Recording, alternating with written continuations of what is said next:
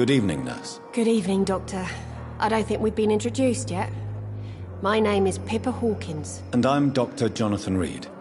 Dr. Swansea has recently offered me a position in this hospital. Well, it's a euphemism that your help will be appreciated, Doctor.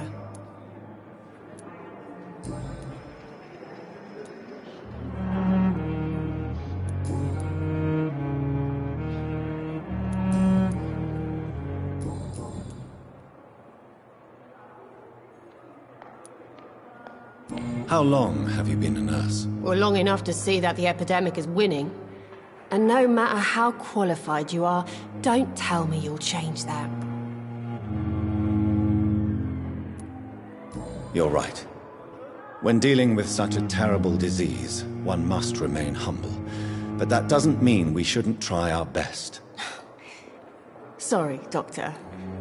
I don't want to sound bitter, but I'm just too tired to give a pep talk like Nurse Brannigan.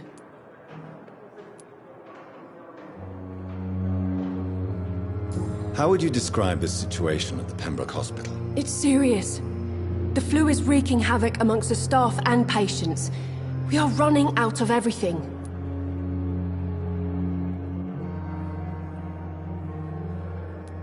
You must get a hold of yourself, nurse. Sorry, I'm exhausted. No one has any idea when this epidemic will be over. Nurse Hawkins, the Spanish flu won't last forever. Even the Black Plague didn't kill everyone. I wish I could believe you. But what if this epidemic was worse? What if in the end, nobody was spared? How is the Pembroke staff coping with the epidemic? Well, not well. Milton, the ambulance driver, is even more grumpy than usual, especially concerning doctors. Do you need medical help yourself, nurse? I'm fine, really. I just need to sleep.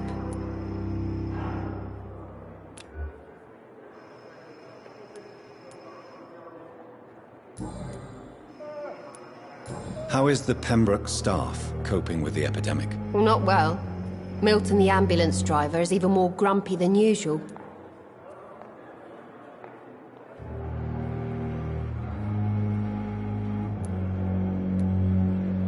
Why is Milton grumpy on a daily basis?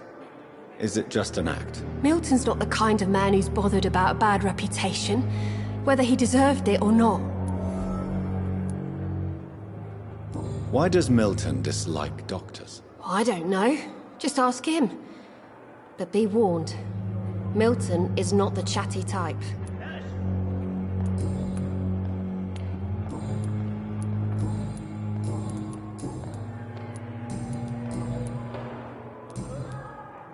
Goodbye, Nurse Hawkins.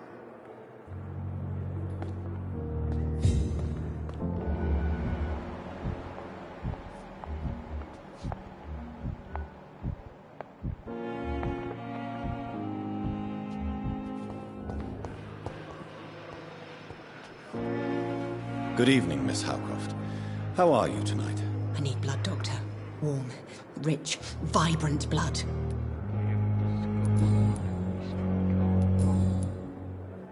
I'll leave you, Mistress of the Dark, to your nocturnal activities. Good evening, sir. Can I help you? Unless you're here to fix my face. No. I don't think you can help me. I'm Dr. Reed. I've recently taken the position of head surgeon here. War injuries, am I right? You guessed right, Doctor. German shell took my pretty little mug right off. But they still call me Thomas Elwood.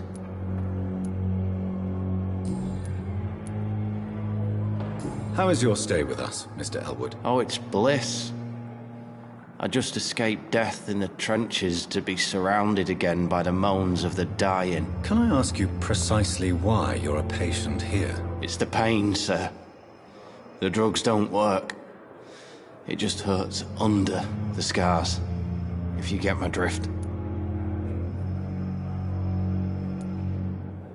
Who is treating you? Is someone in particular looking after your case? Nobody since the old and tired doctor spoke to me. Started to think I was forgotten about. Wouldn't blame you. You don't seem worried by that. My face hurts so much more when I smile or cry. I've learned it's easier not to speak. But be assured I'm smiling inside. Can I do anything for your pain? Nurses gave me a bunch of pills. No effect. Told you. It's like the flames are under my skin, burning away.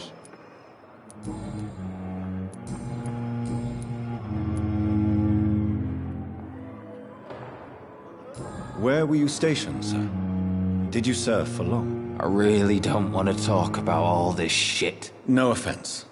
I was pushing too much. I served in France myself. I just wanted to know what happened to you. You were an officer, weren't you? Then I doubt we fought the same war, sir. No offense. How close are you to Miss Horcroft? Are you aware that she thinks she is a vampire? To wait for her next nibble is the best reason to stay here. Every time she approaches my bed, she treats me like something tasty. A normal person. Aren't you afraid? She may hurt you if the game goes too far. She's quite harmless, I can assure you. Her head's broken inside is all. While I'm busted on the outside. But she's still beautiful. Living proof that there's hope for me.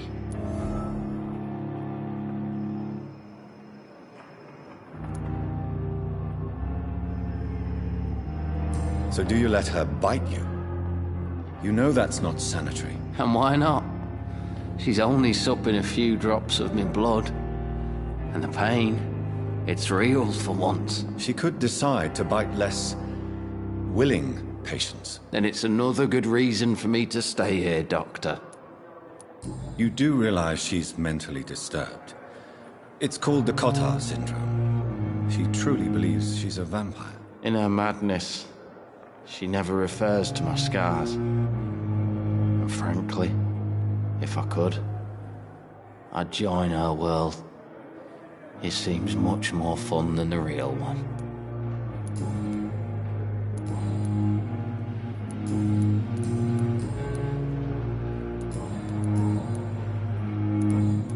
Goodbye for now, Mr. Elwood. Fear and disgust on every street corner. Daily routine.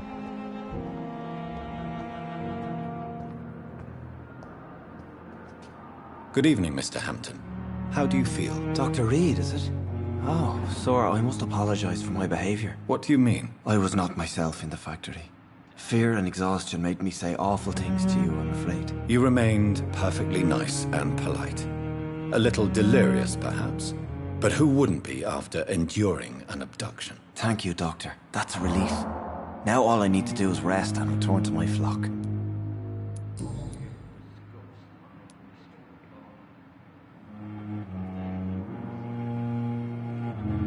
How did you end up in William Bishop's den? I had received alarming news about his recent behavior. I went to his place and he refused to let me go.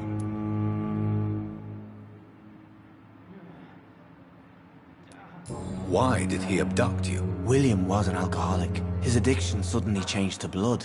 I don't know why. Just like a patient I met here. This Miss Horcroft. You dared to enter this awful place alone. You're a hero, Mr. Hampton. Or a fool. I'm just a man trying to help his friends, Dr. Reed. William Bishop was a conflicted soul, searching for light. What is the general situation in the East End docks? The situation has always been tough, with a lot of tensions between the gangs and the dockers' trade union. The Wet Boot Boys are very nervous since they lost their leader.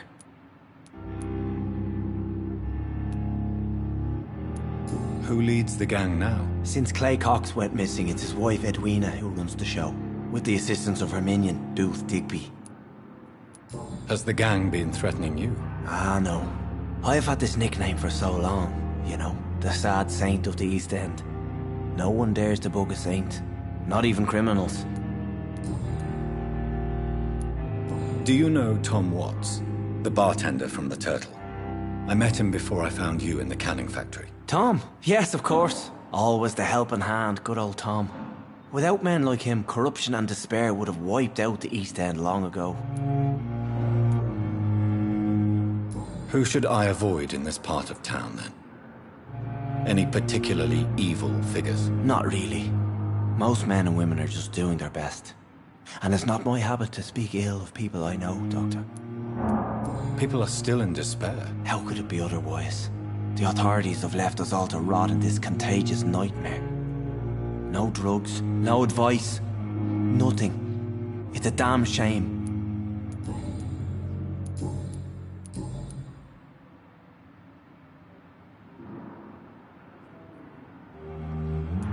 What do you do for a living, Mr. Hampton? I can't help but notice the cross around your neck. I manage a night asylum for the poor and homeless of the docks.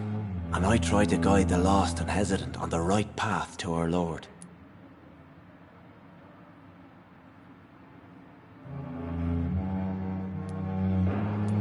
Are you a priest, Mr. Hampton? A deacon, maybe? Not at all, Doctor.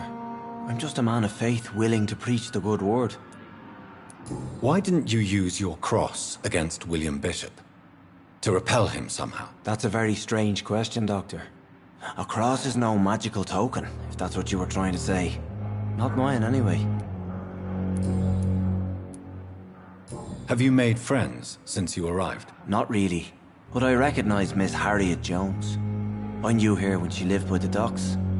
That poor woman had such a miserable life. You never came to see her here at Pembroke? Receiving visits when sick can be an important part of the healing process, you know. We're not just bodies. You're preaching to the converted now, Doctor. To be truly honest, I thought she was dead. She left the docks many months ago. How do you feel, Mr. Hampton? Medically speaking, I mean. I feel exhausted. Beyond exhaustion, actually.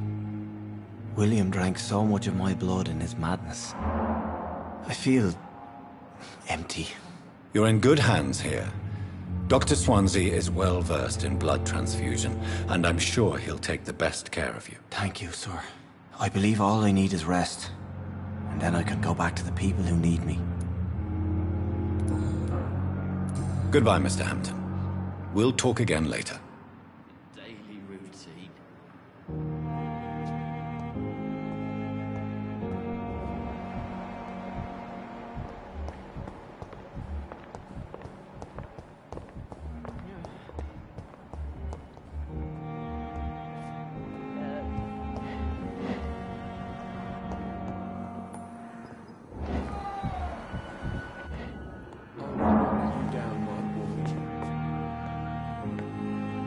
Good evening, sir.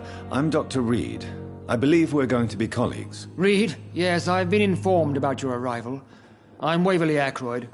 Welcome aboard, I suppose. Does my arrival inconvenience you in some way, Dr. Ackroyd? Let us just say that I don't particularly share Dr. Swansea's enthusiasm for hiring you.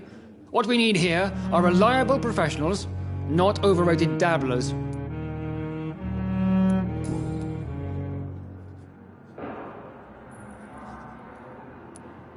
It seems you have bad memories of your military service. I refuse to see this industrial slaughter as scientific progress. War only reveals the worst in men. We can at least agree on something, Dr. Ackroyd. I don't know what you've heard about me, but I have already proved my value as a practitioner. I don't question your skills, Dr. Reed, but your motive. Is it money, fame, or are you truly dedicated? And what exactly is that supposed to mean? I served in the war just like you. But unlike you, I did not use the wounded to play the modern sorcerer. Be careful what you insinuate, Dr. Ackroyd. I only want you to admit you used those men to improve your theories.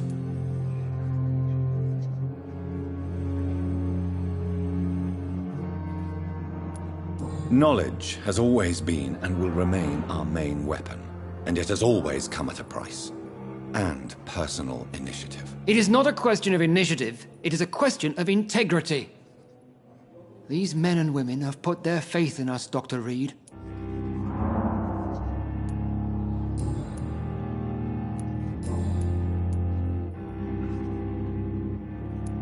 Since your tenure in this hospital is longer than mine, Perhaps you can tell me more about this place. Let's just say I'm tired of the carelessness around me.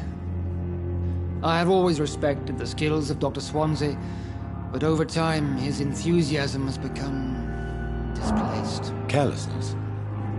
Exactly what are you talking about? We're here to save lives. The people who trust us are not volunteering for experimentation. They're here to be healed. I don't intend to run any radical experiments, Doctor. Even if I, as any good practitioner should, express an interest in pushing the boundaries of medical research. Modern medical methods were created through audacity and ego. But there are rules in our line of work, and they're here to protect our patients. If you have a problem with me, Dr. Ackroyd, please feel free to tell me. Dr. Swansea has imposed your presence on this hospital without asking anyone's advice. The benefit of his position. But I don't agree with it. I know we've never met before, but I believe this hospital could use all the help it can get. You will agree with that, I'm sure. Oh, but I have heard about you, Dr. Reed. Of course, you can't say the same about me, since I have not wasted my time courting the press.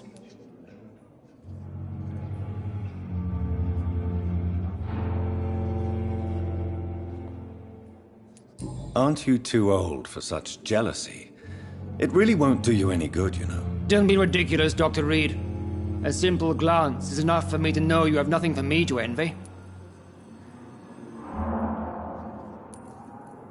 Do you need my assistance? Not at all. I'm sure that you are used to gaining people's trust with your impressive skills. Well, it will not be the case with me.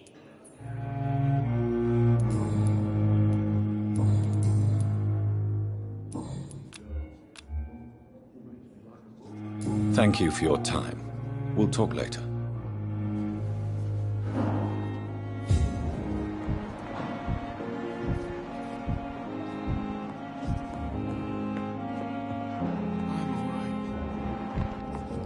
You always knew the words to calm the children, Ellen. Good evening, sir. I'm Dr. Reed. May I help you? I don't know if a third opinion is needed. Your colleagues are already arguing about my condition. I see. Would you mind telling me more about your situation? I'm Harvey Fiddick. All I want is to get me bloody arm fixed properly.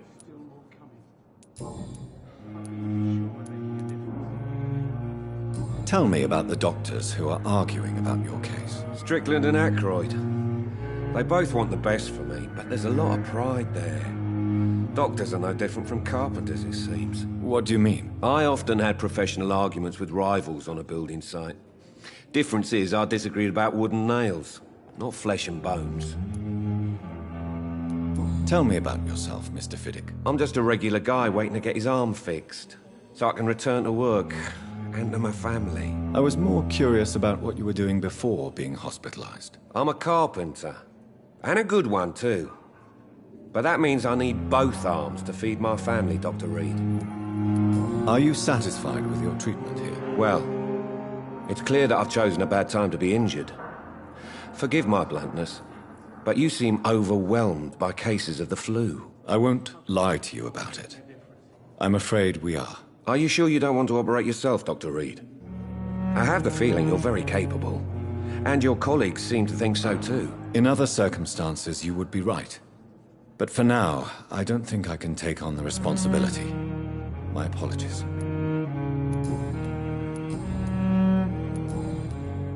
Goodbye for now, Mr. Fiddick. I'll see you later. You always knew the world would calm the children, Ellen. As for me, what a blundering idiot. I'm so tired. Will this shift never end?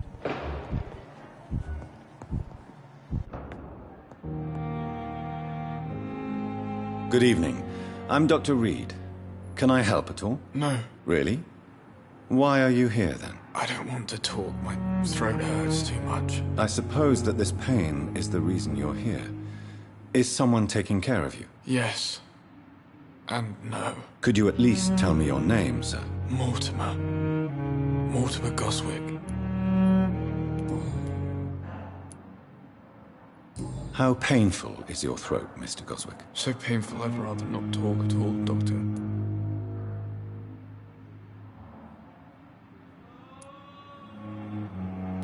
I'll let you get some rest, then. Good evening, sir. Doctor.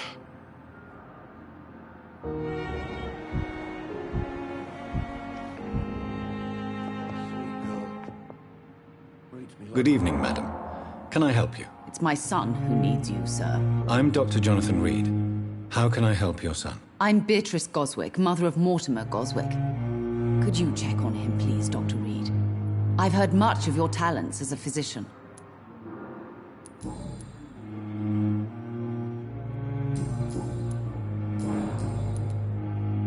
What do you think of your reception here?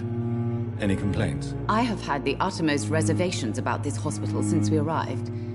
But we had no other choice, considering the state of emergency. Is there something in particular that's bothering you? Some of the staff were not especially welcoming. I suspect they're not accustomed to dealing with patients of such social standing. What can you tell me about yourself, Mrs. Goswick? Not much to say. Just take care of my Mortimer and I'll cover all the expenses. That's all that matters.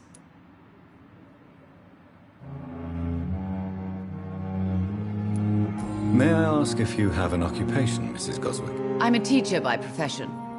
I teach young women who are more ambitious about their futures than their families.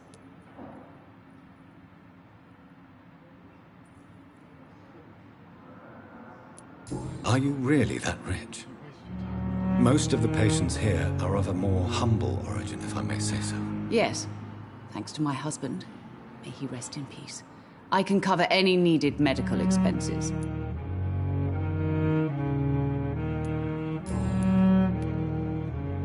Tell me more about your arrival at the Pembroke Hospital.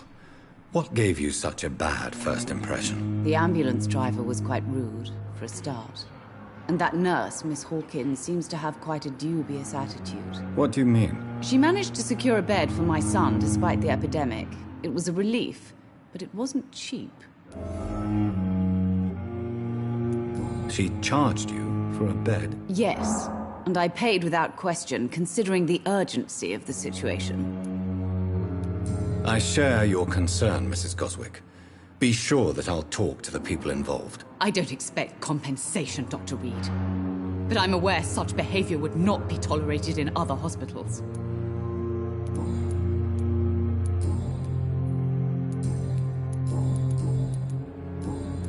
Goodbye, Mrs. Goswick.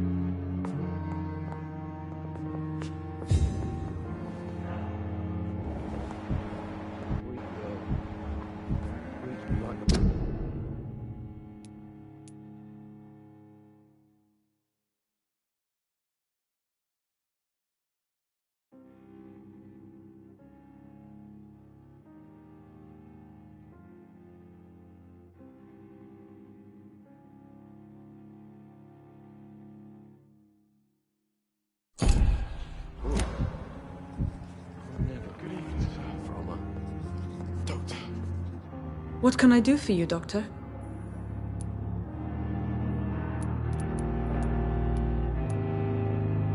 Thank you, Nurse Crane.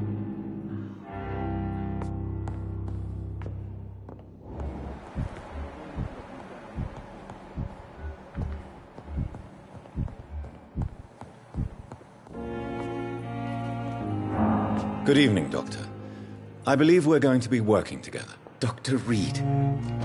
Dr. Swansea informed us of your arrival, but I could not dare to believe we'd have such good fortune. Such an honor, sir. Thank you. And you are? I am Thoreau Strickland, Dr. Thoreau Strickland. I'm a great admirer of your work, Dr. Reed.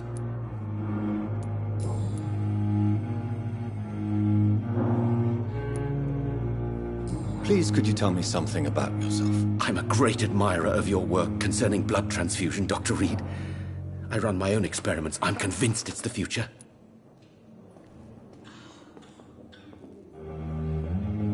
What made you choose to be a doctor? I'm not ashamed to admit you and your work have inspired me. I am honored to have the opportunity to work by your side.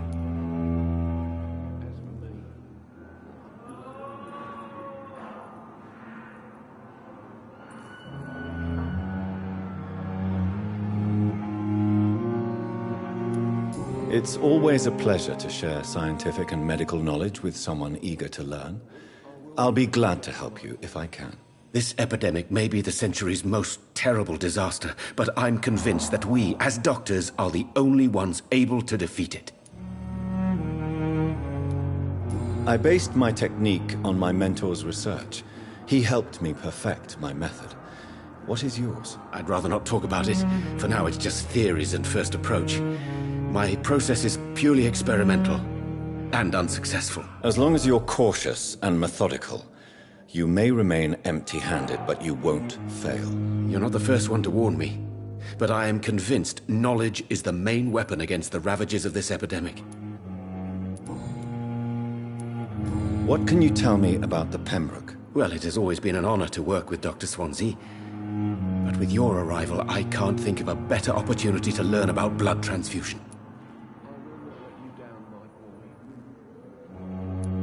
You seem quite optimistic. It's a rare and precious attitude in these difficult times. I'm convinced that this epidemic is a test of endurance and dedication for us men of science. Questions remain about our capacity to resolve the situation. True. Last summer, during the first wave of the epidemic, I used to joke with Milton about the extra work. We're not smiling now. Do you need help with anything in particular? Well, yes, maybe.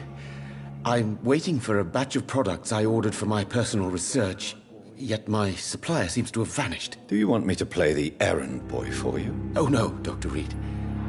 But if you went personally to his shop, what with your reputation and all, he wouldn't dare to refuse the products I need. I see.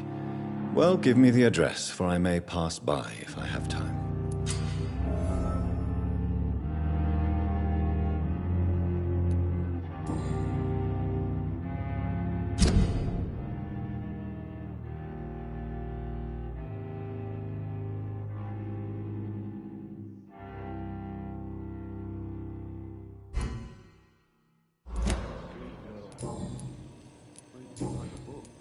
What do you think of Dr. Ackroyd's aversion to modern medical methods? It's a shame he's so narrow-minded.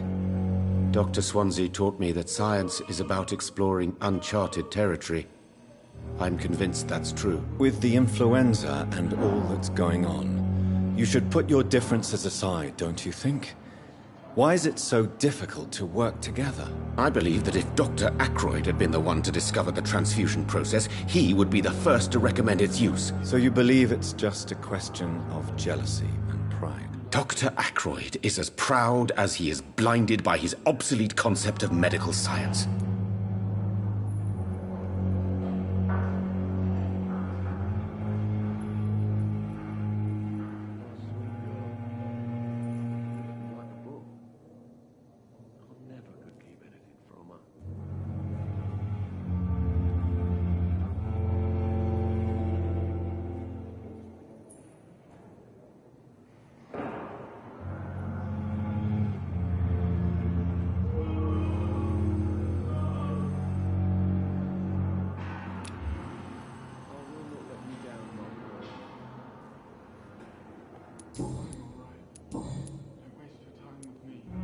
Tell me more about your willingness to experiment with new medical techniques. Harvey Fiddick is a patient suffering from a severe injury that could cripple him if not treated correctly.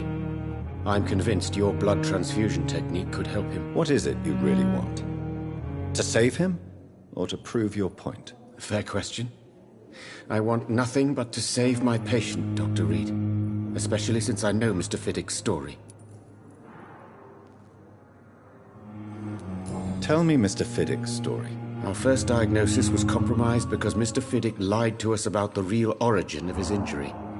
He first claimed it was an accident. But why would he hide such crucial information from us? Because he is a proud father, ashamed of putting his children at risk because of his own negligence. This personal involvement could also appear to be a lack of impartiality. You must know that a good surgeon must remain neutral. I agree. But that does not excuse Dr. Ackroyd's behavior. A man who did not even take time to converse with his patient. Do you think keeping his distance was a mistake? All I know is that I'm taking care of human beings with desires, hopes, and fears. Not some biological machine comprised of blood, bones, and flesh. Goodbye, Dr. Strickland. Words to calm the children, Ellen. As for me, what a blundering idiot.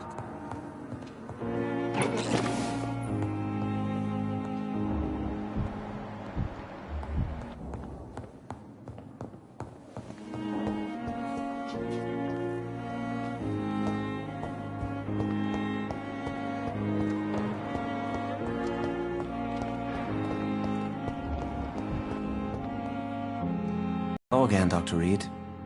I feel better already. Can I go soon?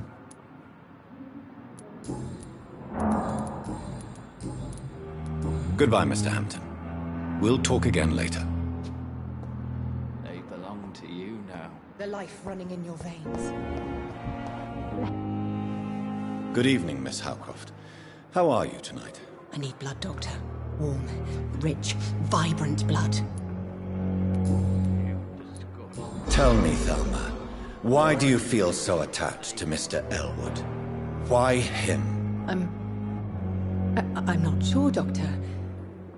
I think we have a bond of some sort. We've both suffered so much.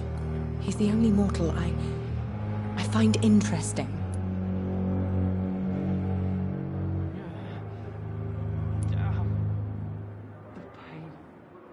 Would you say you and Mr. Elwood are romantically involved? No. No, Thomas is a delicate soul. Even though he disguises it. But I am not the woman he needs. No, for I am a vampire, Doctor. Do you plan to make him a vampire too? Of course not. How could I inflict my curse on anybody else? I'm not that cruel, Doctor.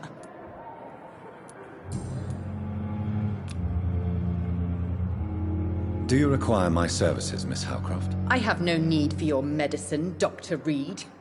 Blood is the only drug I need.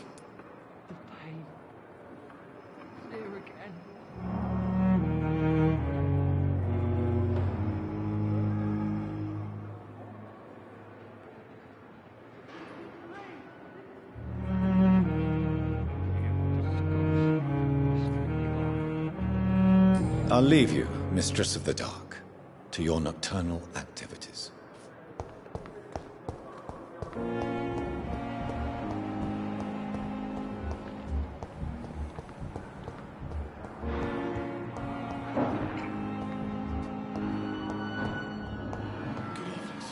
I will not let you down, my boy.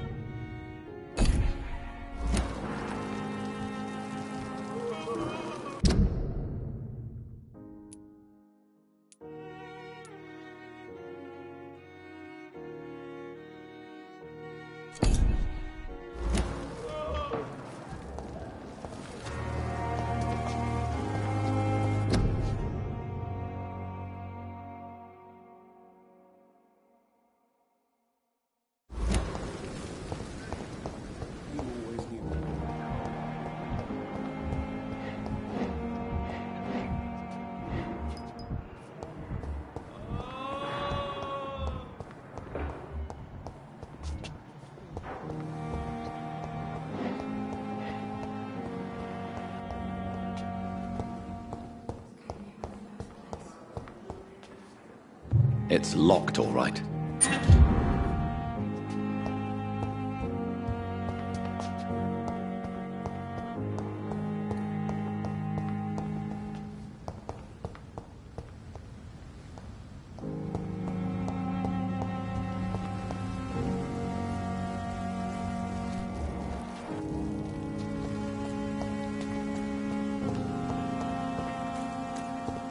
Thelma Howcroft said she was being watched by vampire hunters.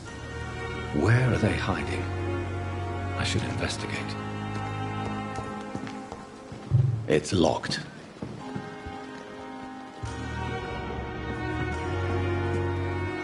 Good evening. I'm Dr. Reed. Always a pleasure to meet a colleague, sir. Especially when he was supposedly dead. A colleague? Are you a doctor too? Not anymore, sir. I used to be Dr. Rakesh Chadana. Now, I'm just Mr. Chadana, pawnbroker and humble guardian of this morgue. What do you mean, you used to be a doctor? Was your license revoked? No, sir. It is just that I like to be precise. I run a little pawn shop while taking care of the dead. But I used to be a real doctor.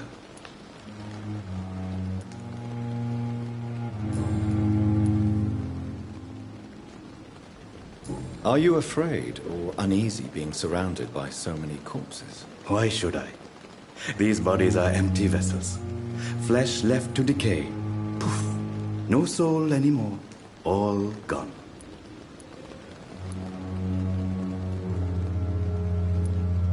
How did you get this job? After I left the army, I worked as an undertaker down by the docks. A dangerous place with many an unpleasant business there. Milton Hooks helped me get a job here. An interesting point of view. And quite an exotic one, too.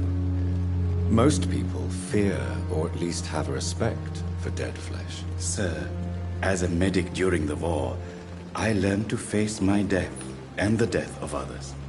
It's the pain we have to tame, not death itself.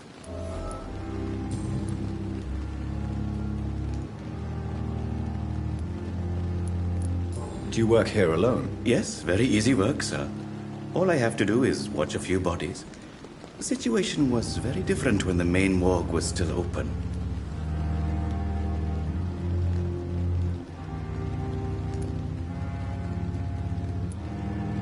Why do you have to watch these bodies? Because these poor fellows have no names.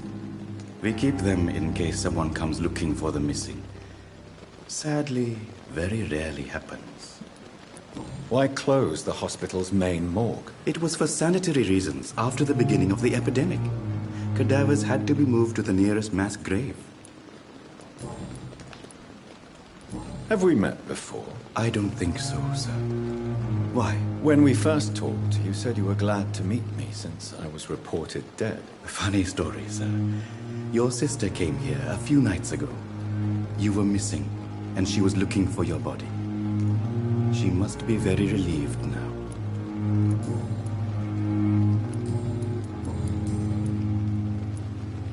A pawnbroker? I expect you get all types of people here. Yes, sir. All kind of people. For I sell all kind of goods. What kind of goods? With the quarantine, it's not always easy to buy things. So I trade. I exchange. Some people sell, some others buy. I like to help. Who comes here to trade with you? It's very unhygienic, even unsafe. Diseases can spread. For the customers, for the hospital. I'm very cautious, sir. I've been a doctor, remember? And all my clients are good people. In fact, I think I only know good people. Since you're not afraid of dying, do you believe in life after death, Rakesh? No. I believe we must do all the good we can while alive. For our time is short, and the obstacles are endless. Do you think you would enjoy immortality as a concept? I don't think so. Don't mistake me. I love life, and I'd like to live a long life. But everything has to decay, sir. Even goodwill.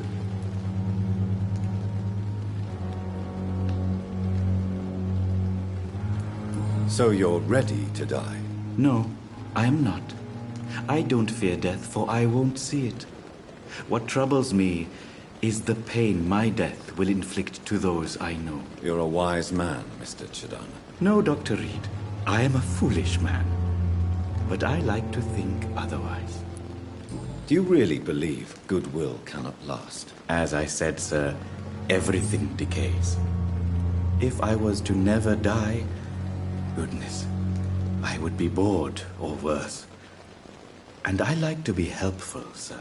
Quite depressing, wouldn't you say? Yes, but the good news is we'll all die before losing our humanity, sir.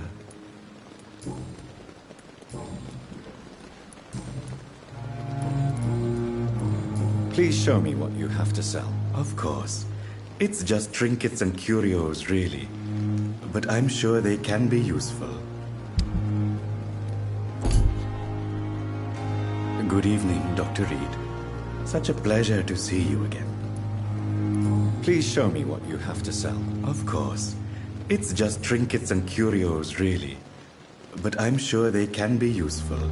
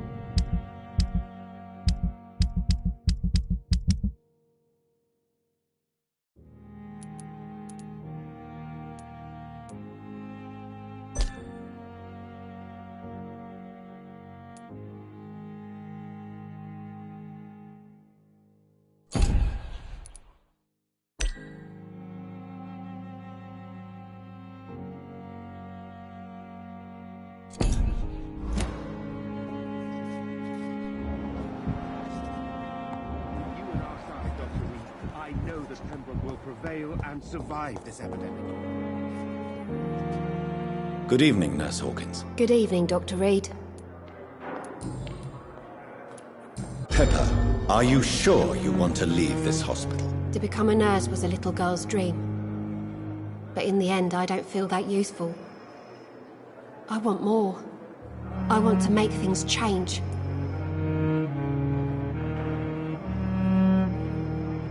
You should be proud of what you've achieved. This hospital represents hope for many people in need of help. Maybe you're right. But at the moment, I feel like we're just a cemetery waiting room.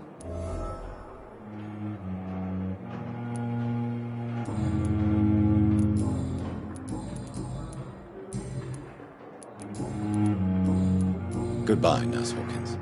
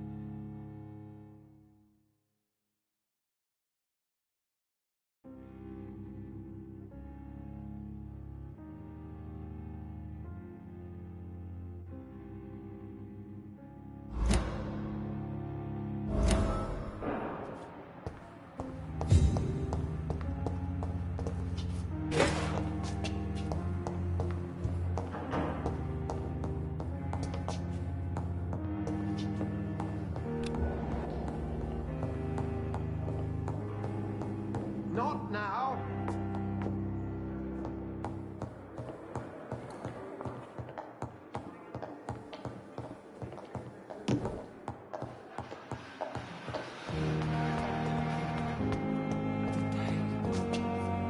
See you again.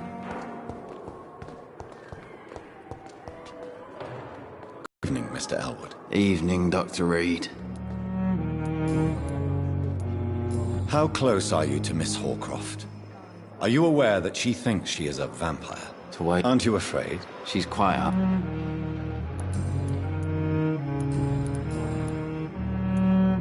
Why do you feel responsible for the injury, Thomas?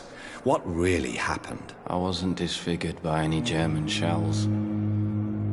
It happened during my leave. It was an accident. Why lie about it? Come on. It's one thing to come back disfigured by the Germans, and it's another to get injured in an accident that could have happened to anybody. Reconstructive surgery has been very successful for some soldiers. I don't want to wear a bloody mask for the rest of my life. I'd rather stay here and just be forgotten.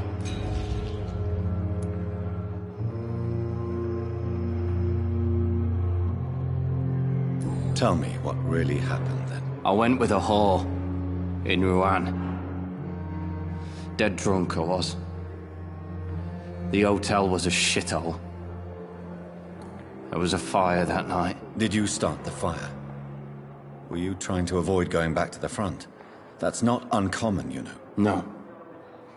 It's just that I was asleep when the flames reached the room. The girl was long gone. Bitch never woke me up. Left me to burn.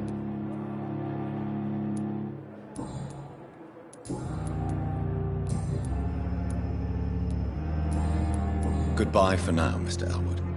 Fear and disgust on every street corner. A daily routine. Nowadays.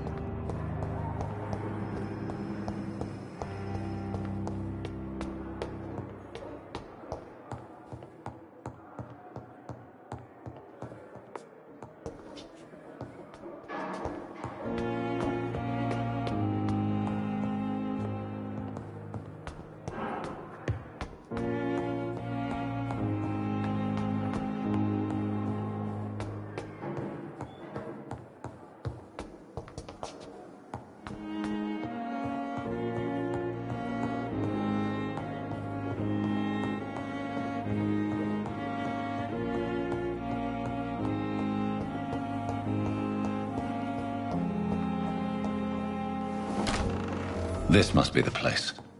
It's definitely away from prying eyes. Relegated to the shadows. A kingdom of my own. At least I won't be sleeping in a coffin.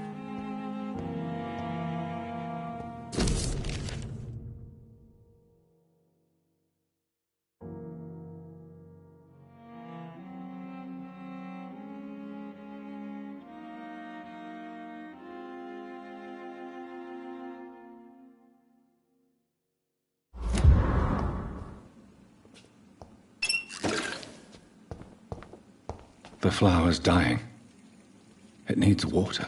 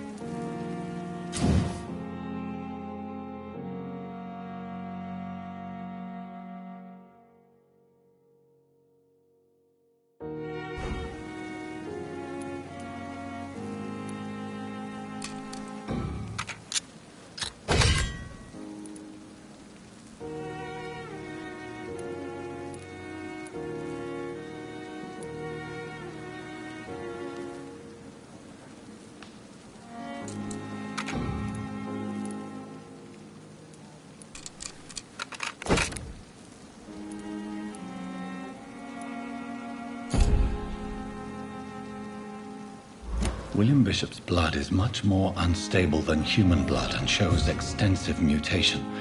But this is not what happened to me. I must keep on searching. The sun is about to rise. I can feel it. I'll continue tomorrow night.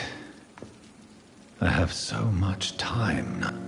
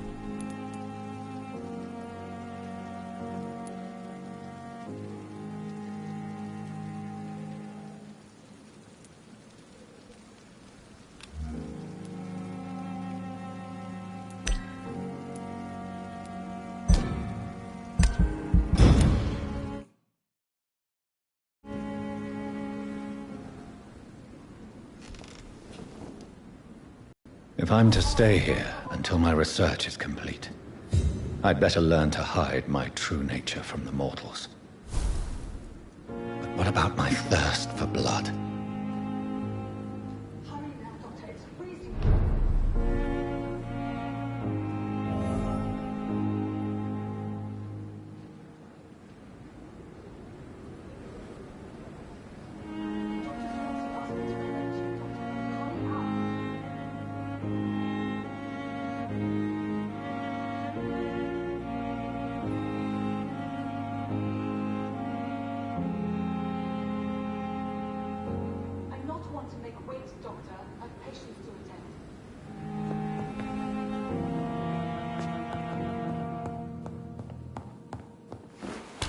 Hurry now, Doctor. It's freezing here.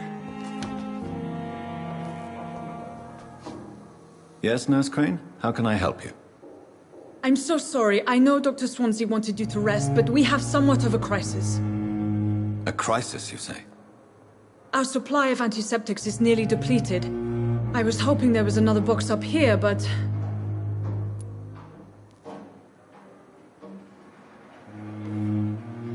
Sorry. There's nothing here. Some of the patients won't last the night without them. Honestly, sir, I'm beside myself. I may have a solution. In France, during the war, drugs shortage was a daily problem, and we had to use our wits to overcome the shortages. However do you mean? If combined correctly, certain household chemical products can be used in a pinch instead. Now, where's the hospital storeroom? The storeroom? Fat chance. This is the Pembroke, and space is luxury we don't have. Everything used to be stored in the old morgue. Perhaps I should look there first. Where is this morgue? It's the large building behind the hospital. You'll need to go in the back door because it's been sealed off for sanitary reasons. Take this key. It opens a small back entrance at the end of a narrow street. The abandoned morgue behind the hospital. A small door at the end of a narrow street. On my way then. Thank you, nurse. Yes, Doctor? Exactly how bad is the supply situation here at Pembroke? It really depends. Dr. Swansea deftly works his society contacts for monies, but with the quarantine, well, we're in God's hands. Please, could you point me in the direction of the morgue again? It's the large boarded-up building behind the hospital. You can't miss it. The key I gave you will open the small back door to it. Why then do you always work the nights? Don't you ever sleep? At the Pembroke, we're always hands on deck.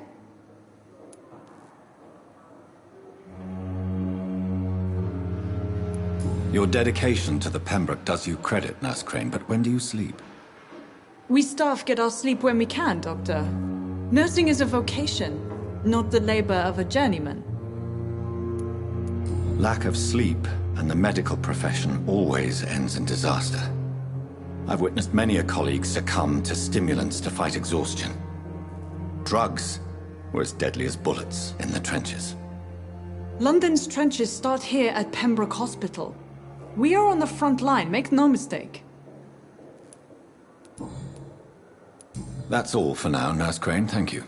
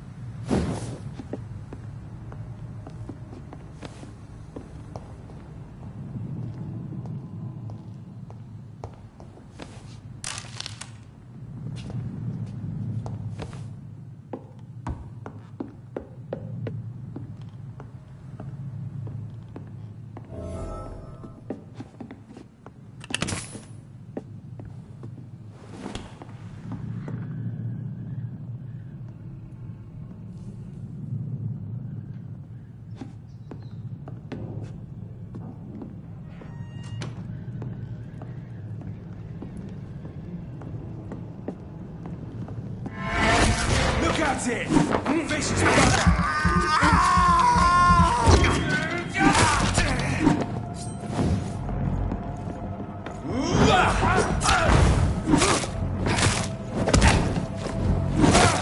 Oh, Christ!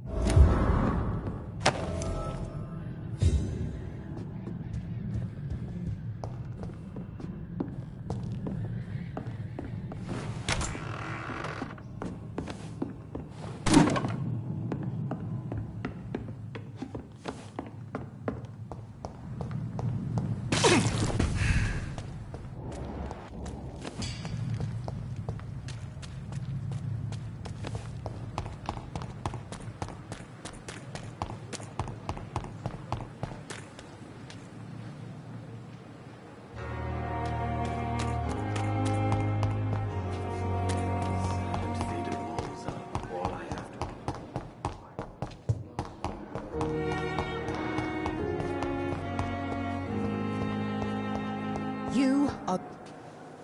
Good evening, Miss Howcroft. How are you tonight? I need blood, Doctor. Warm. Tell me, Thelma, what do you really know about vampires? I saw one and he saw me. I watched him hunt and kill. I saw his terrible wounds heal as his victim died. And then I knew I was saved. You mean you actually saw a vampire? Here in London? Yes. And it has been the answer to my pain. I must drink and kill to regenerate my decaying body. I am a vampire too.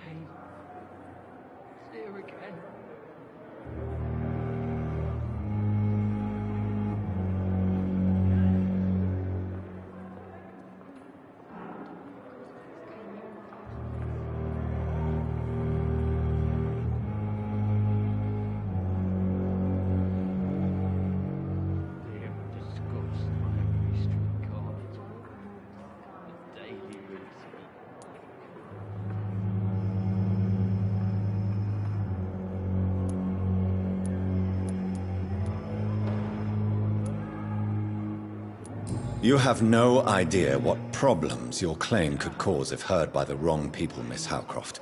You must stop this nonsense, now. Why fear the truth? Strange things live in the dark, Dr. Reed. Strange and ancient beings that were here before this island even had a name.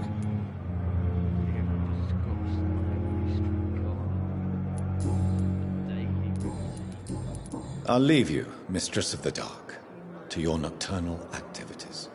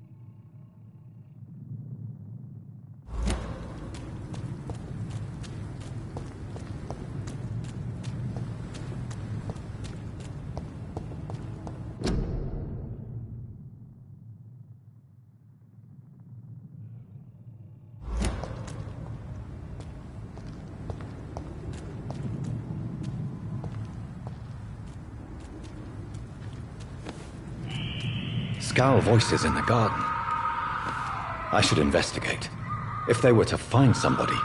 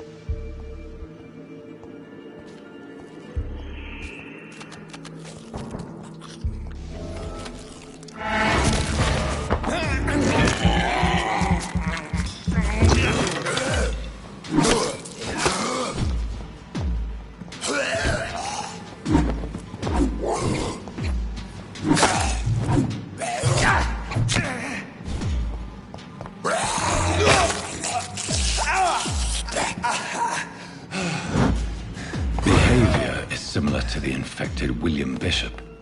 Must be the same strain. This sickness moves faster than influenza.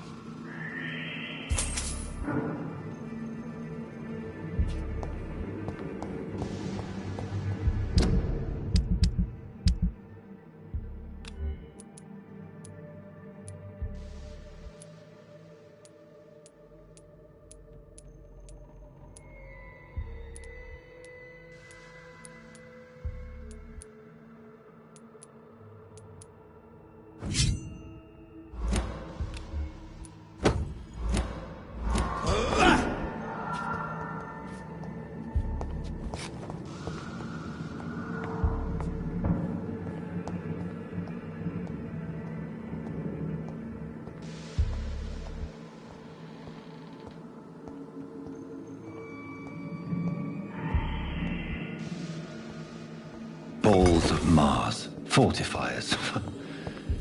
As popular as they are ineffective. But they do contain iron tartrate, and that might prove itself useful.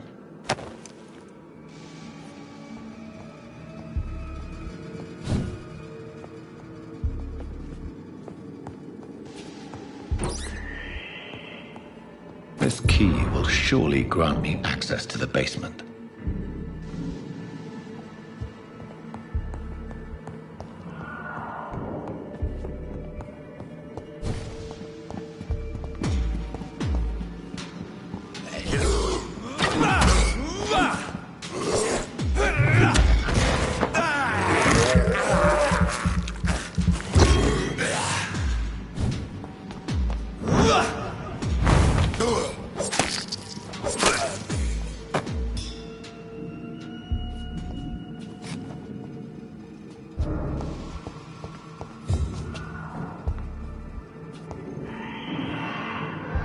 I cannot enter.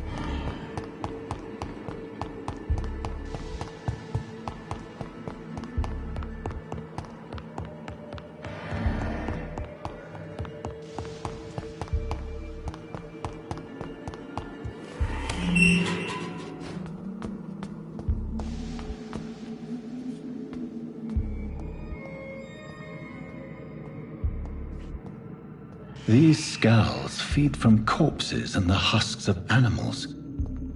They're not after blood.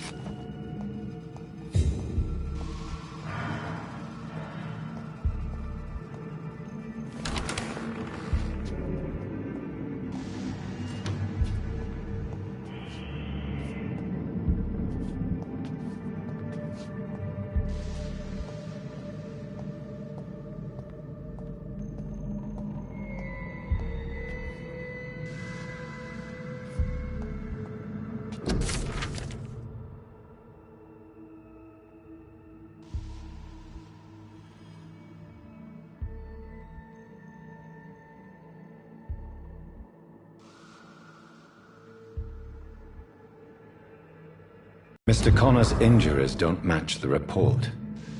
I'd better look into this. It's locked.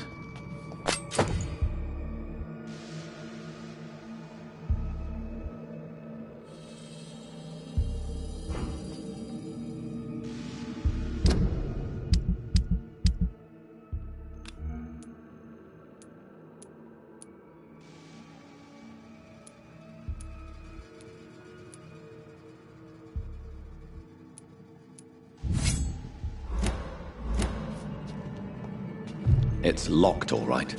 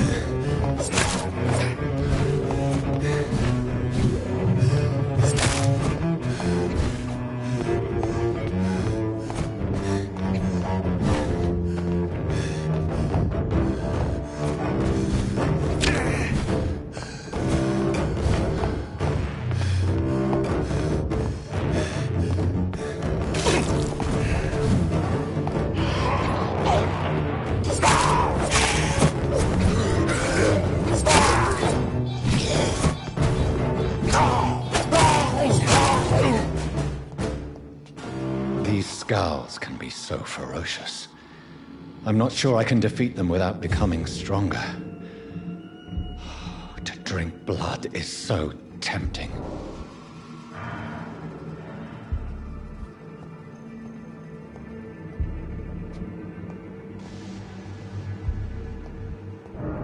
Sodium hypochlorite. Dangerous to administer, but efficient in the proper dosage.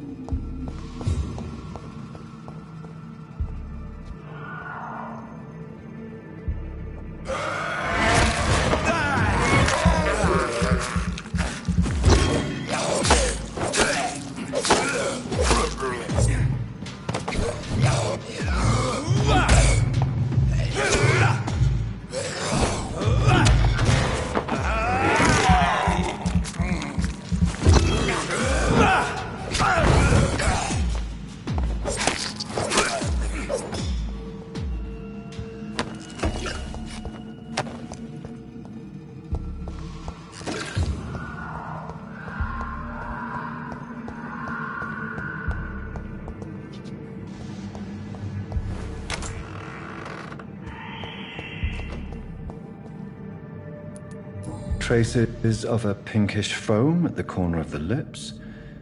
Some sort of drug overdose, perhaps? Multiple abrasions and scarring on the arms and legs. Old and distinctive injuries of a sailor or a fisherman. The chest was originally open to perform the operation. The sutures are clean, but the chest has been reopened. A puncture over the left lung, possibly a chest tube insertion. Not the cleanest work, but I think it was successful. Signs of internal bleeding. So, Dr. Tippett's anesthetics were incorrectly dosed, causing the patient's death. And then he tried to operate on him again. Tippett has made an egregious error. It's time we talked.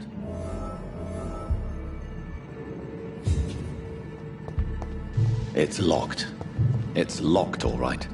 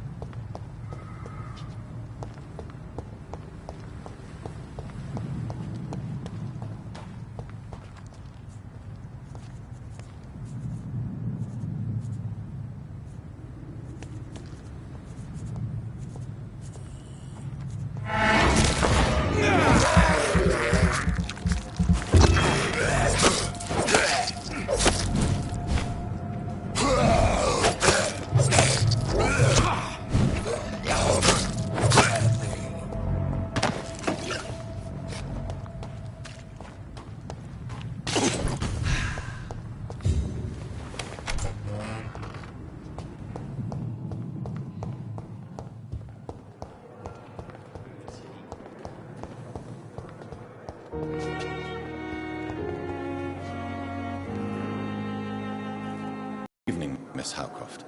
How... I'll leave you, Mistress of the Dark, to your nocturnal activities.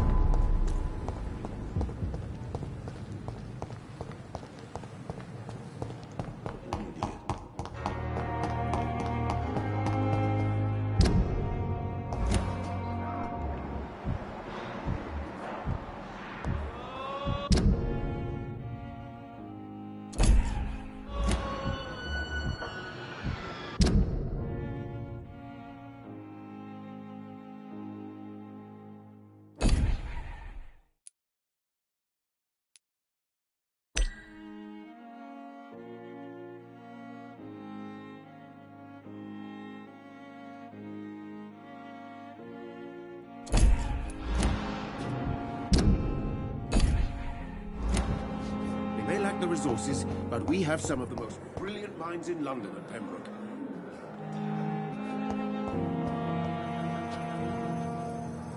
Good evening, Dr. Strickland. And good evening to you, Dr. Reed. Can I be of any help?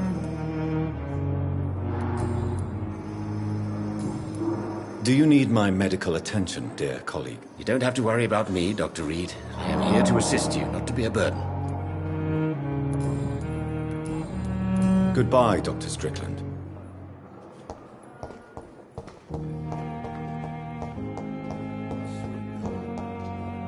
Reads me like a book. I'll never keep anything from her.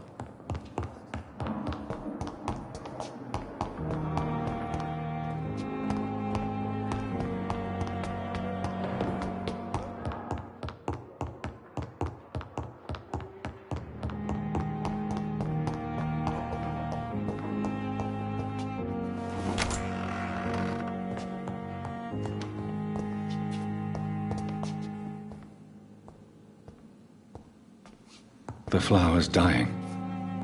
It needs water.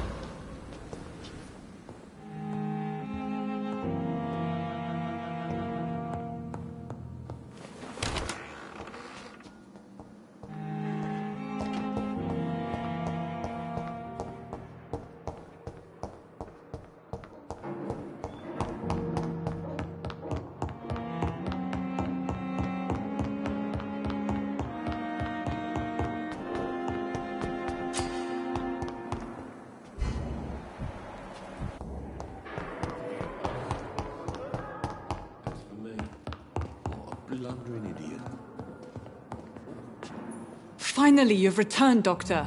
Did you find anything of value? Yes, nurse. You've worked your first miracle, Doctor. Now, this patient here needs immediate treatment. Duty calls. When the storm has passed, I'll show you how to mix the remedy yourself with the same basic ingredients. Many thanks, Doctor. When you've finished, you ought to report to Dr. Swansea in his office. He's been looking for you. Seemed pressing.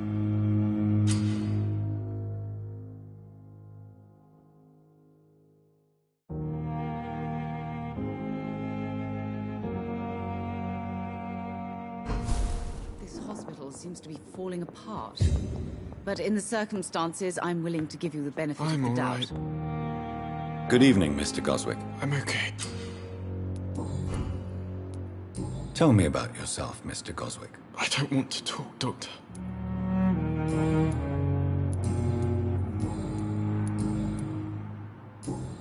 I have to go now, sir. But don't... Good evening, sir. Good evening, Doctor.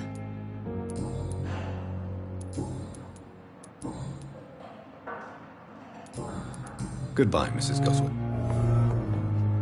Good evening, Doctor. Goodbye. Goodbye, Mrs. Goswick. Don't waste your time with me. Good evening, Mr. Goswick. I'm okay. How painful is your throat, Mr. Goswick? So painful I'd rather not talk at all, Doctor. I'm sure you realize a doctor and his patient have to communicate, sir. Would it help if I gave you some paper and a pen? Not really. I see.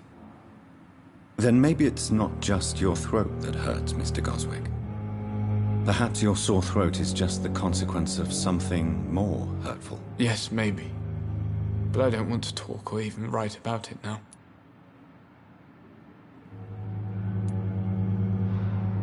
Why did your mother have you hospitalized here? She seems convinced this is a bad hospital. My mother just wants the best for me. She won't rest while I'm here. She'd go all the way to hell and back to help me.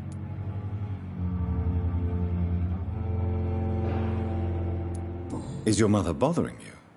As your doctor, I can ask her to leave you alone if you would prefer. That's tempting, Doctor. But you have no idea what my mother is capable of. She would tie herself to my bed if you asked her to leave. Pembroke Hospital may look unorthodox, but rest assured you're in good hands here. It's not me you have to convince, Dr. Reed. It's my mother. How painful is your throat, Mr. Goswick? So painful I'd rather not talk at all, Doctor.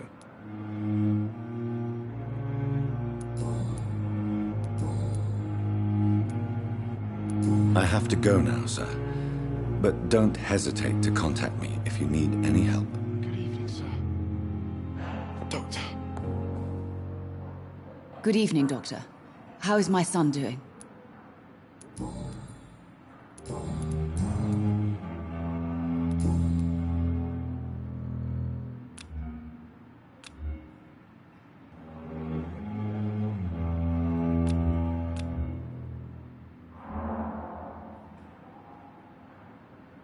Do you require medical attention as well, Mrs. Goswick? I have other concerns right now, Doctor. But I'm fine, thank you.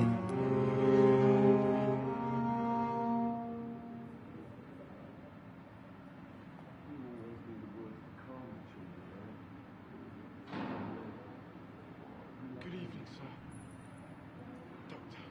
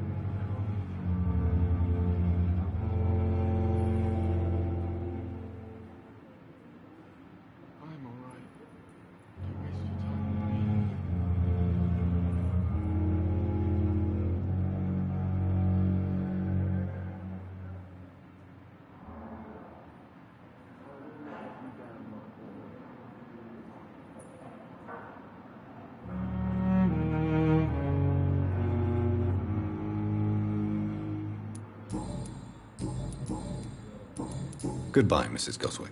I never could keep anything from her.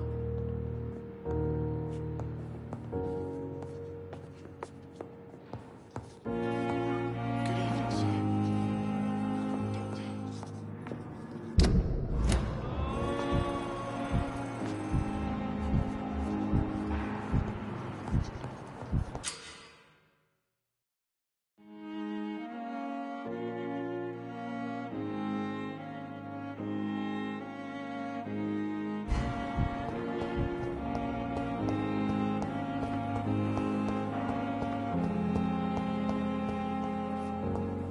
It's locked. It's locked, all right. Good evening, Nurse Hawkins. Good evening, Dr. Reed.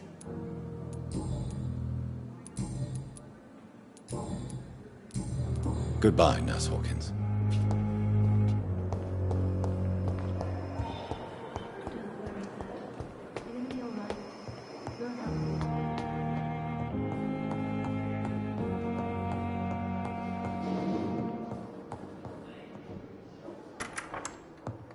Please, Jonathan, come in.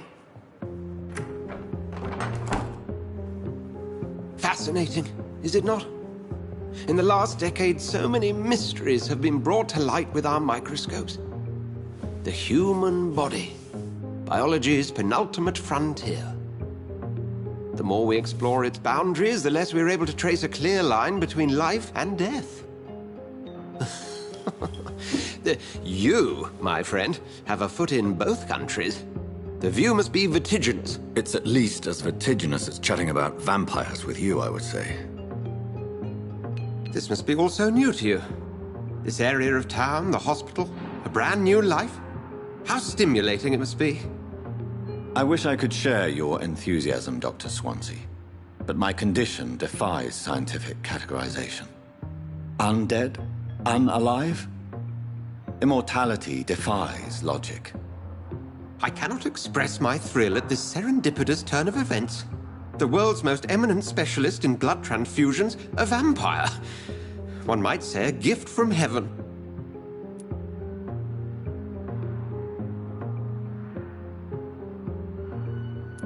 There is an absurd poetry to my situation. Physician, heal thyself. Forgive me. I've been an admirer of your work for a long time, and now you are so much more than a brilliant physician. And please, call me Edgar.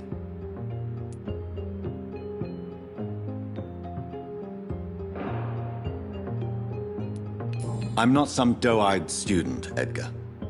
I understand we both have something to gain from this relationship. Very well. I have a task for you, Jonathan. Something that will require all your newfound skills. Please, go on.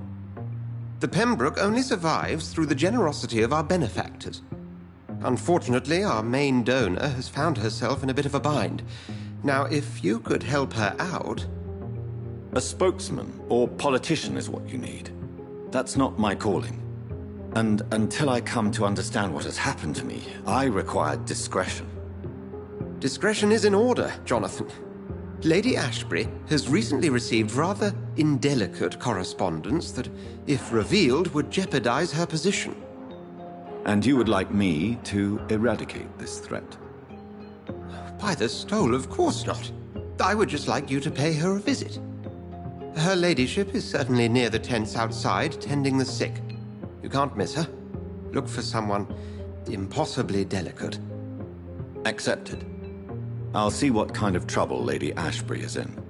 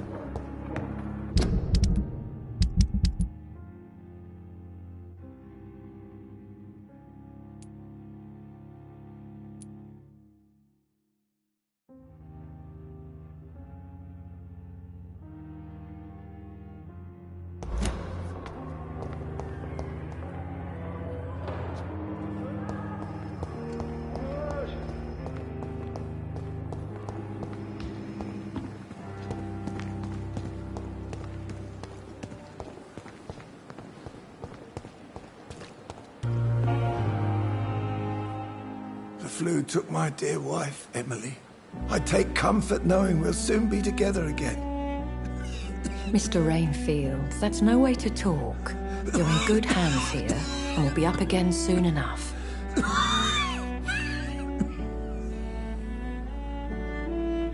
Now do me a kindness and get some sleep.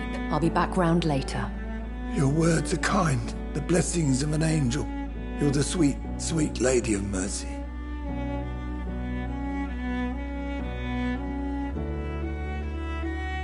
Good evening, Dr. Reed.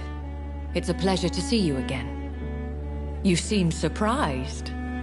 Dr. Swansea has brought me up to speed concerning your recent appointment to Pembroke Hospital. You're a the lady who saved me that night, before vanishing into thin air. I remember you from the pub with Dr. Swansea. Indeed. Allow me to introduce myself formally this time. My name is Lady Ashbury. I remember you well, in spite of the brevity of our encounter.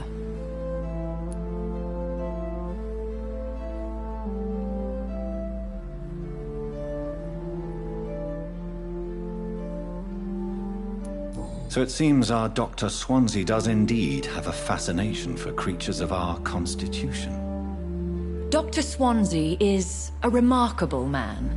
Dedicated, one might say, obstinate? He spent years compiling our bestiary. I hope you're more disposed to answer my questions now. You must have countless questions, but our rather urgent matter first. Swansea has explained. My cover, if you prefer, has been compromised.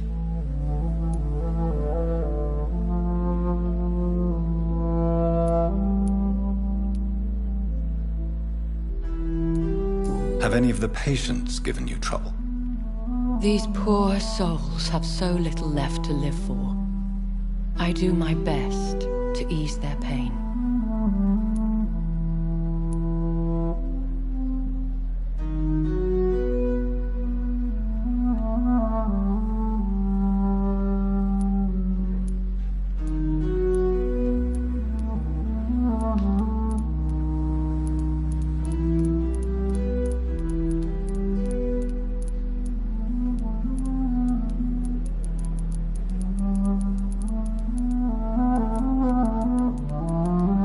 The world would be a better place if it were cared for by women like you. You make me blush. I am simply a necessary evil.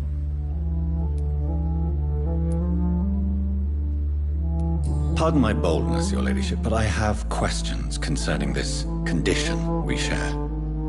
As a newborn, your hunger for answers is rivaled only by your thirst for blood.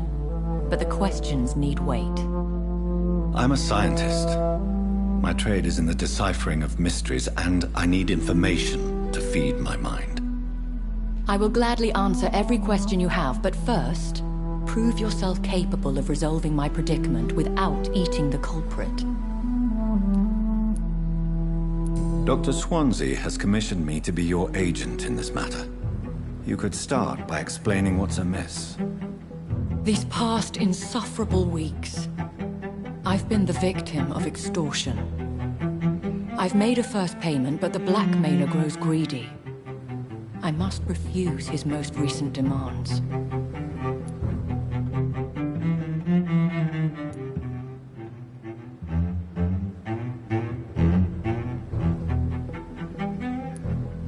Who would be so foolish as to threaten you? A kindred spirit.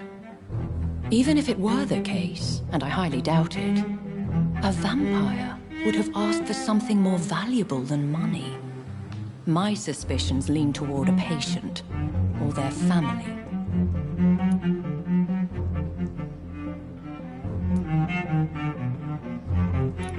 What are your expectations? Please be precise. As the newly appointed surgeon of this hospital, you are in an excellent position to ask innocent questions and deftly learn the identity of my blackmailer. If we're dealing with an ordinary criminal, surely you've the means to deal with it yourself, if I may. As immortal tradition doth dictate, all fangs and hypnotic eyes ablaze, the blood would run like a river. That's what I hope to avoid. Violence has a tendency to spiral out of control. Please continue. Every detail is essential. I'm your man. My embarrassment in this matter is eclipsed only by my shame at having put the hospital at risk. The threat from our anonymous scoundrel is clear. A list of dates. My visits coinciding with the dates of suspicious patient deaths due to massive blood loss.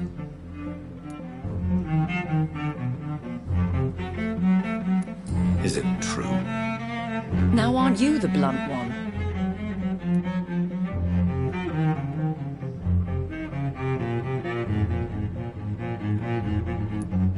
We both are afflicted with a thirst for blood, Lady Ashbury. That is our nature.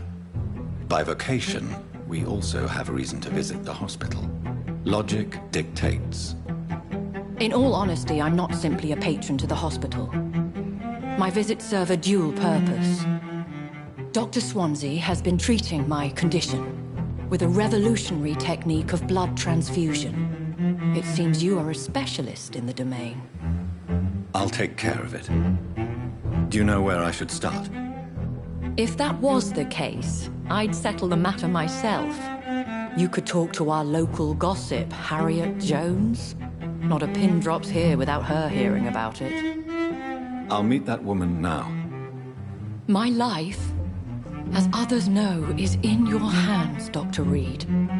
I'm sure of your discretion, but I do fear your powers of persuasion will be put to the test.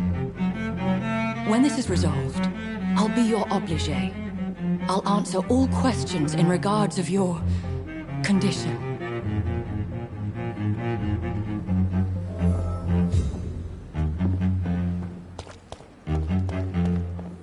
It is now or never.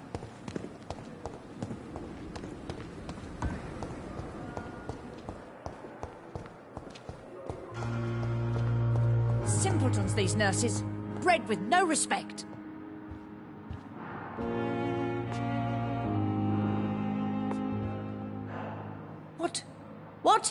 What is this? Who are you? Get out of my room. There's no need for alarm, madam. I'm Dr. Reed, the new surgeon. Preposterous. Dr. Reed, you say?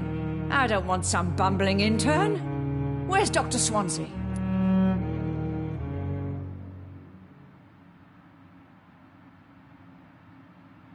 If you continue shouting, I'll have you restrained and gagged. Understood? How brave. Threatening an old defenseless woman. You know how long I've been a patient here. You've picked the wrong fight. I'm Harriet Jones. Harriet Jones? Indeed. I've been meaning to have a chat with you. You know what goes on here better than any other patient, I gather. Oh, better than any patient, nurse or doctor. I've seen so many vile undertakings. I heard there have been some despicable goings-on. Was it a case of blackmail? Blackmail? Wait. You're investigating something. This isn't a social call. One of those incompetent cunts slit a poor sod's vein.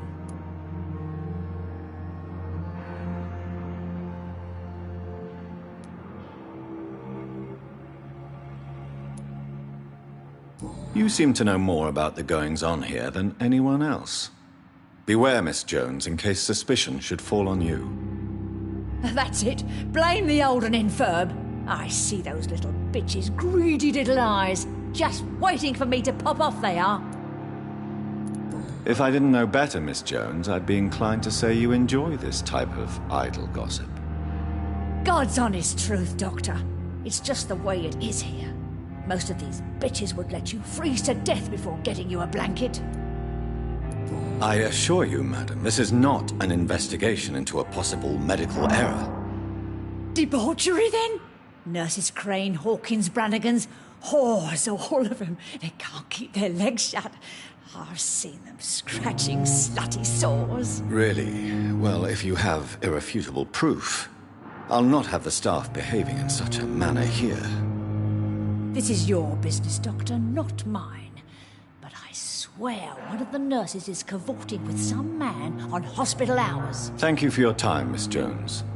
You've given me something to go on. See you on the next round.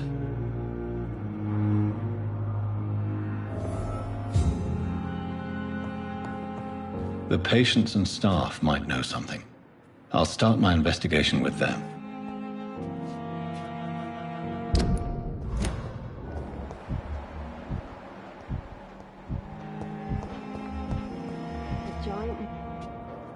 Good evening, Nurse Hawkins. Good evening, Dr. Reed. What can you tell me about the strange man visiting one of the nurses during her shift? Let me guess. You spoke with that old shrew, Harriet Jones. Do not pay attention to her, Doctor. She's full of fanciful tales.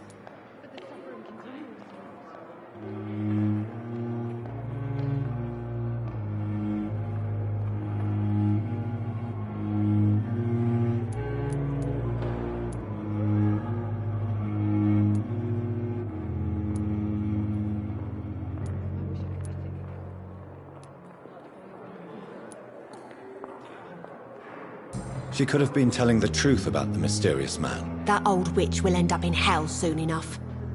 Who cares if a nurse finds some happiness where she can? No matter how you feel about her, Miss Jones deserves our help. Who says I don't care for her? Hate is what keeps that old crone alive. Goodbye, Nurse Hawkins. Good evening, Nurse Hawkins. Good evening, Doc. What can you tell me about the strange man visiting... Let me guess. Goodbye, Nurse Hawkins. I wish I could be sick again. Feel my blood boil with the fever.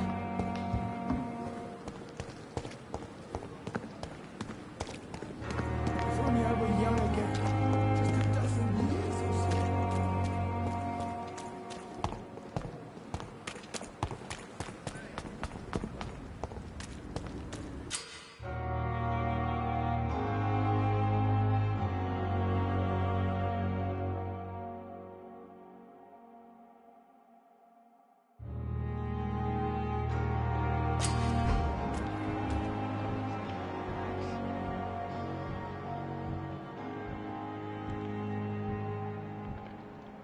We've dodged death so many times. Oswald, you can't just die like this.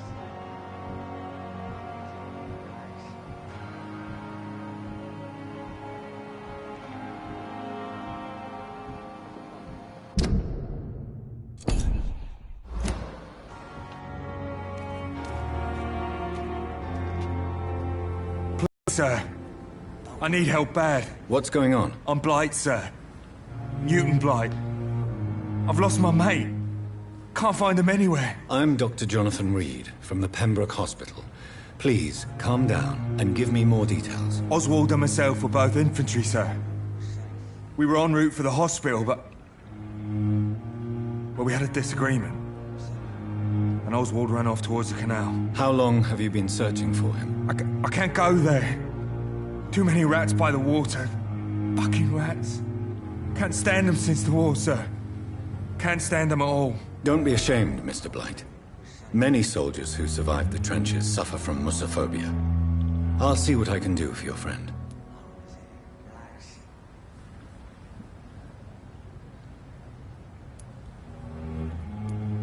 This is a dangerous part of town. What are you doing here? We were looking for the Pembroke Hospital. We both need help. Treatment, I mean. To get some sleep. Just need to feel better, sir.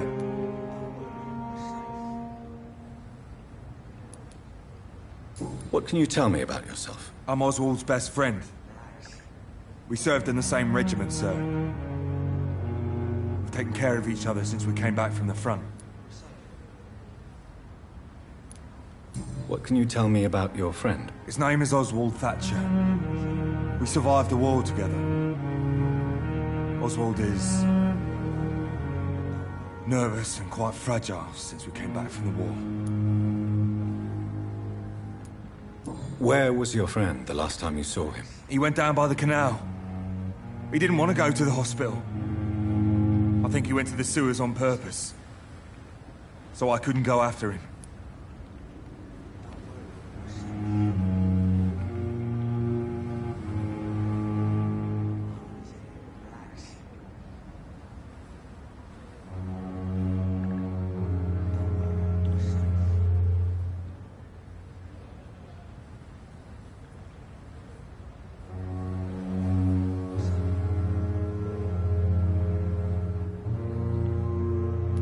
I have all the information I need for now. If I find anything out about your friend, I'll let you know as soon as I can. Thank you, Dr. Reed. Relax.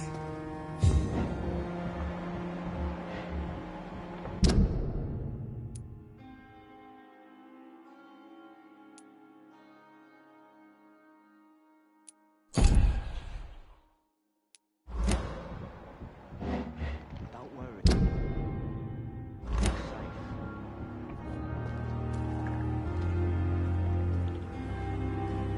Don't worry. We're safe. Don't worry, we're safe.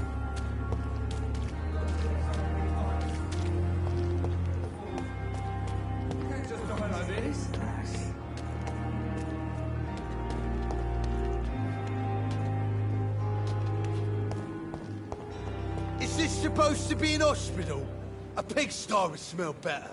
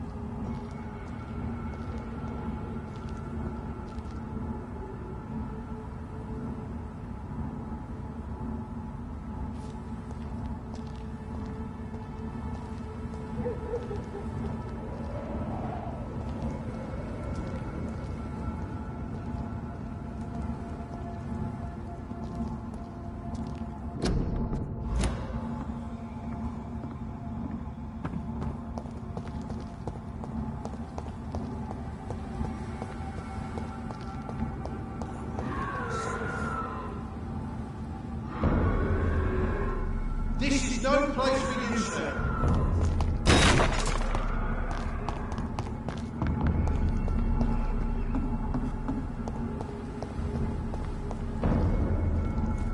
He's mine! Over there! There's one of them vermin!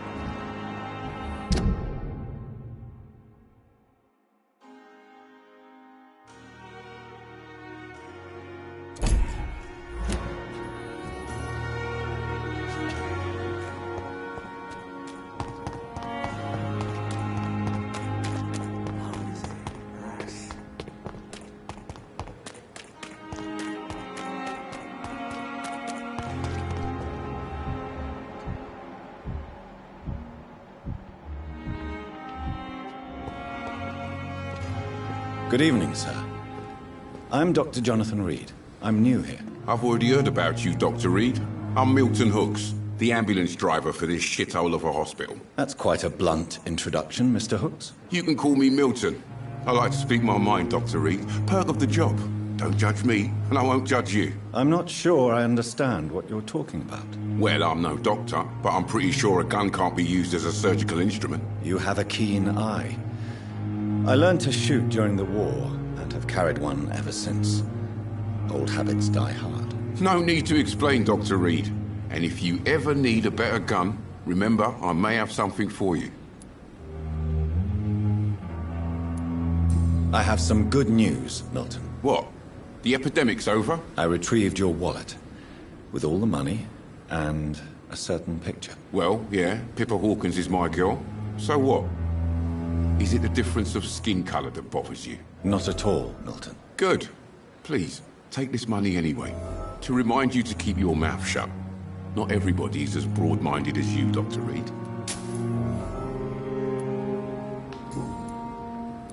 How is the situation around here? You want to hear the situation is all right?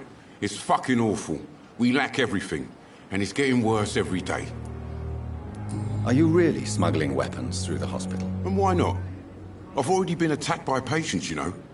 And by gang members willing to steal my money. But you're not defending yourself. You're selling guns to civilians. You keep people alive your own way, Doctor. I offer them another way to protect their health. So what do you do exactly in this hospital? Apart from smuggling guns, I mean. I've been an ambulance driver since... too long, I guess. I bring sick people here night and day. It's a dirty job, but I get it done. Most of the time.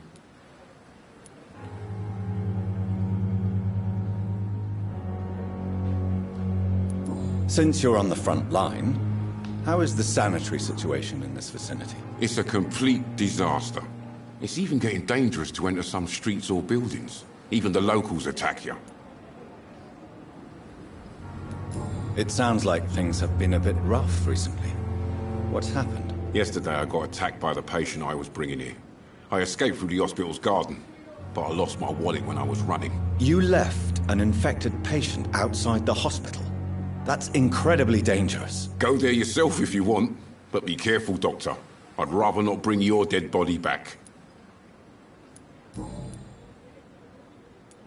Why do you have such a mediocre reputation among your colleagues, Milton? Fuck them. Nobody knows the horrors I've seen since working here. This city was sick long before the epidemic, Dr. Reed. I know it's a difficult task, but correct me if I'm wrong. Is this not the job you are paid to do? I've seen babies left to die while their brothers were properly fed. Underage girls and boys sold to all manner of perverts. I'm sorry, I don't know what to say. Yeah, exactly. We lack words. So excuse me if I don't look on the bright side of life.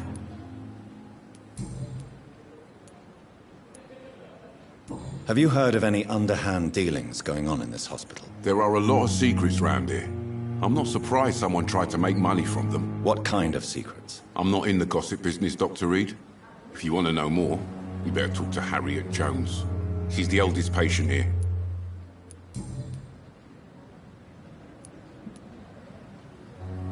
Admit it.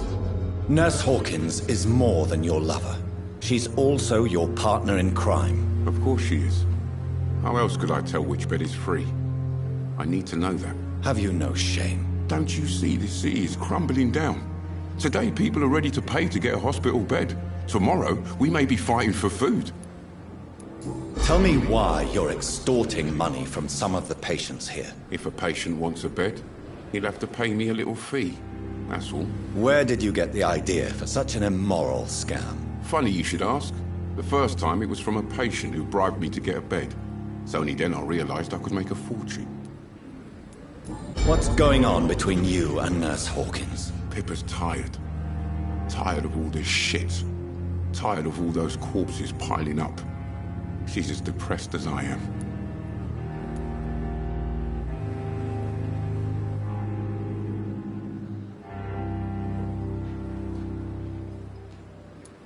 During the war, I witnessed a few couples just like you come together in difficult circumstances. It can be very damaging Maybe you're right.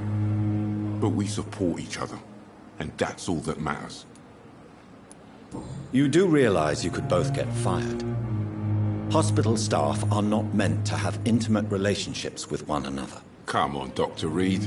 Do you know how many rules are broken in this hospital every day just to keep it running? There's nothing wrong with what we're doing. Do you know that Nurse Hawkins is thinking of leaving the hospital? That's not a surprise. We've talked about it already. Does it not bother you? Sometimes I think she may be right.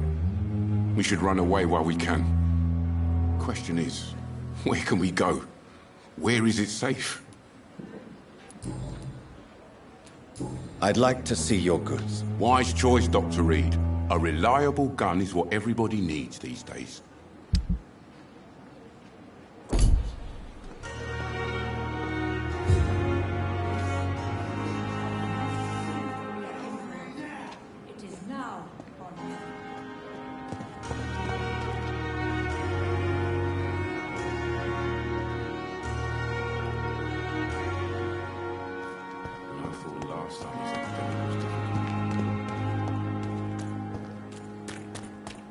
When I get back, I'll have a word with Tom. He's really pissed off.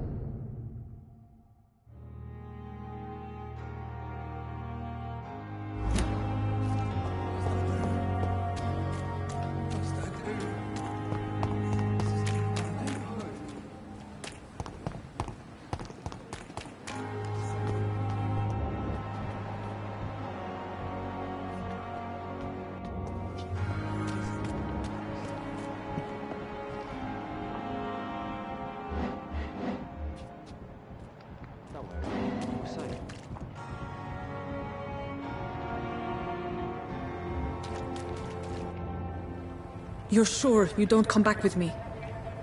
Nah, up to see someone at the hospital. Be careful. You look so bad they may keep you as a patient. Fuck 'em. I don't like hospitals, or doctors. Well then, when you go back to Whitechapel, you may find this useful. What is it? A pass for a free medical exam by the best nurse available. Just read it. I don't read well, but thank you, I guess.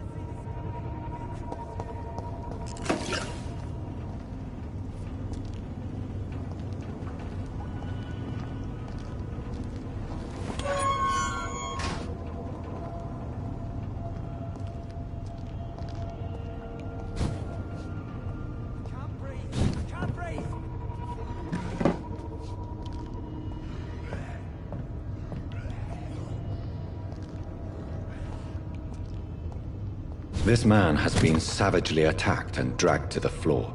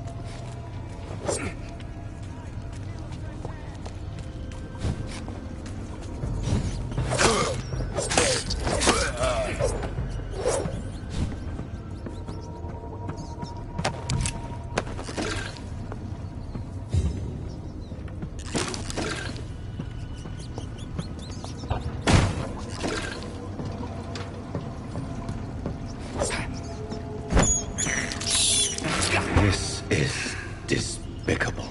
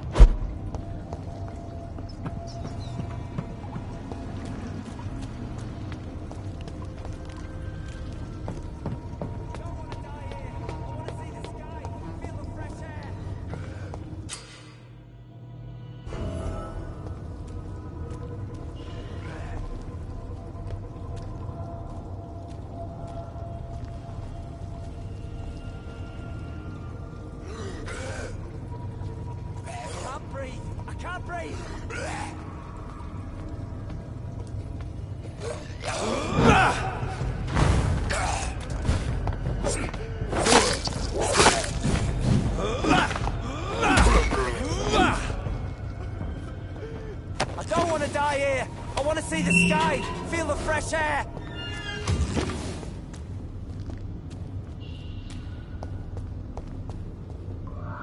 Are you injured, sir? Help me get out of here. I need to get out. I'm Dr. Reed, and I'd be glad to help you, but you must calm down first. Please, take a deep breath and tell me your name. Okay. I'm Oswald Thatcher. Please, I need to get out. Mr. Thatcher, your friend Newton sent me to help you. Do you remember him? Yes, I do. Good. Now leave this place and enjoy the cool night air. It's quite invigorating. I'm sure you'll feel better if you do.